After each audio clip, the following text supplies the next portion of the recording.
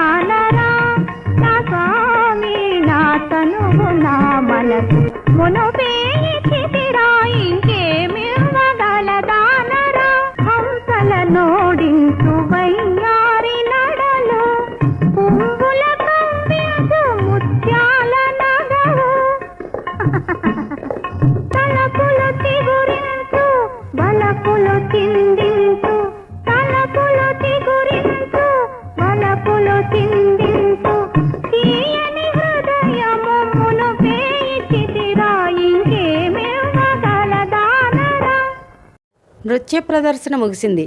మాధవి తన్మయత్వంలోంచి ఈ లోకంలోకి వచ్చి వెంటనే లేచి గ్రీన్ రూమ్లోకి వెళ్ళింది. అలంకరణని తీసేస్తున్న తులసిని కావలించుకుని గట్టిగా ముద్దు పెట్టుకుని, చాలా బాగుందే నీ ప్రోగ్రాం అని సంతోషంగా అభినందించింది.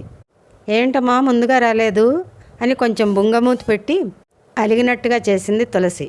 కొంచెం ముందుగానే వచ్చాను, కానీ నిన్ను కలవడానికి వీలు లేకపోయింది. అందుకనే నువ్వు చెప్పినట్టే ఫ్రంట్ సీట్లోనే కూర్చున్నాను. చూశానులేవే అంది తులసి చిరునవ్వు నవ్వుతూ. స్నేహితురాళ్ళిద్దరూ ప్రోగ్రాం అయ్యి బయటకు వచ్చాక మాధవిని వాళ్ళ ఇంటి దగ్గర దింపి తను వాళ్ళ ఇంటికి వెళ్ళిపోయింది తులసి.